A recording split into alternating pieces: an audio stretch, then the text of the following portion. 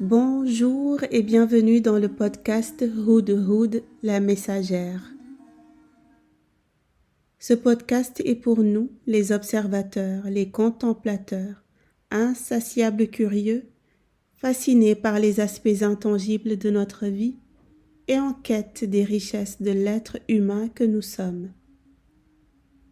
Dans ce podcast, je partage avec vous des situations de vie très banales, vous allez voir, et des questionnements introspectifs, comme une invitation à percevoir la magie et le sacré dans le quotidien et à laisser le sens des expériences se dévoiler.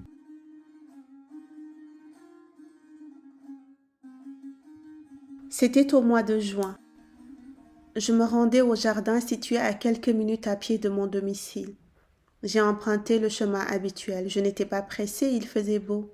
Je portais un sac rempli de victuailles et un livre. Rester toute l'après-midi en plein air, cette idée me mettait en joie. Je marchais en regardant les arbres qui longeaient le trottoir. Brusquement, je me suis vue traverser la rue. Je ne savais pas ce qui m'avait détournée de mon chemin. En 3 grands pas, je fus sur le trottoir d'en face, surprise. J'ai baissé la tête, il y avait un oiseau au sol. Il gisait dans ce qui semblait être un nid, un mélange de feuillage et de tiges mortes. Instinctivement, je me suis accroupie pour le ramasser. Une énorme bosse couvrait le haut de sa tête. Du sang coulait. Au moment où mes mains se sont approchées pour le saisir, une pensée m'a percée. Mais il est gravement blessé. J'ai fait l'erreur de m'accrocher à cette pensée. C'est alors qu'une tornade a déferlé. Ce n'est pas un petit oisillon. Il est gros. De quelle espèce s'agit-il? Non, cela ne ressemble pas à un pigeon. Il a une énorme bosse sanguinolente. Comment vas-tu faire si tu le prends? Comment penses-tu sauver cet oiseau mal en point? Sais-tu de quoi il a besoin? Qu'est-ce que tu comptes faire, Fatou? Qu'est-ce que tu vas lui donner à manger? Il ne semble pas pouvoir voler. Comment vas-tu le soigner? Et s'il meurt, ce sera de ta faute. Les questions et les réponses ont déferlé dans ma tête comme un nuage de criquets. Tu seras responsable de sa mort. Crois-tu que tu peux ramasser un oisillon comme ça, sans savoir quoi faire? Tu es complètement irresponsable, Fatou. Des accusations furent lancées contre moi. La peur me frappa. Je me suis relevée, j'ai pressé le pas, j'ai marché aussi vite que j'ai pu. Je ne voulais pas être coupable de la mort de cet oiseau, alors je l'ai abandonné. J'ai fui, j'ai couru sans me retourner.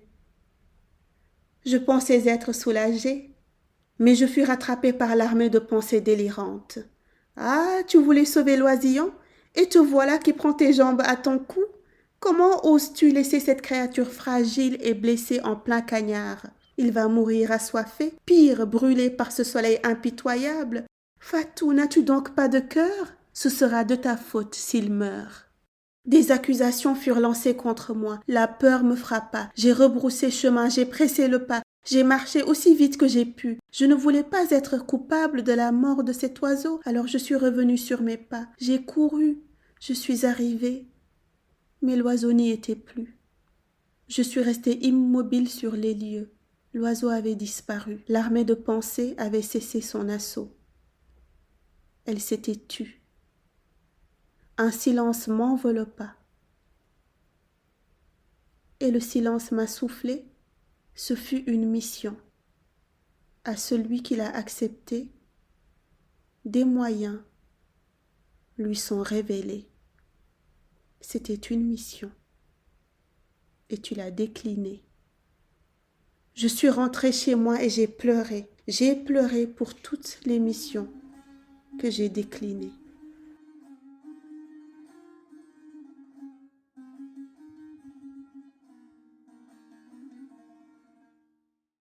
Combien de fois cette énergie, cette force m'a habitée et m'a poussée vers l'inconnu,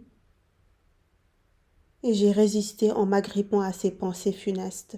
Combien de fois l'élan m'a été donné de faire une chose, d'aller à un endroit, de passer à l'action, et j'ai refusé, figée par la peur de mal faire, de ne pas m'en sortir, de rater, de ne pas être capable, de regretter, de ne pas avoir de moyens. Combien de missions j'ai déclinées, combien d'oisillons j'ai abandonnés, à commencer par moi-même. Cette expérience m'a bouleversée durant plusieurs mois. Je savais qu'elle recelait plusieurs enseignements extraordinaires, mais je n'y avais pas encore accès. Au fur et à mesure, elle m'a montré l'étendue des illusions qui gouvernent ma vie, l'illusion de ma volonté personnelle, l'illusion de l'action séparée, l'illusion du pouvoir personnel, l'illusion de la séparation, toutes ces illusions sources de peur, de souffrance et d'impuissance.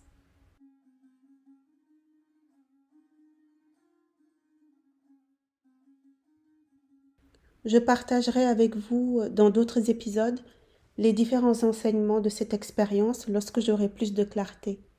En attendant, qu'est-ce que cette histoire a fait résonner en vous? Qu'est-ce que cela vous a inspiré?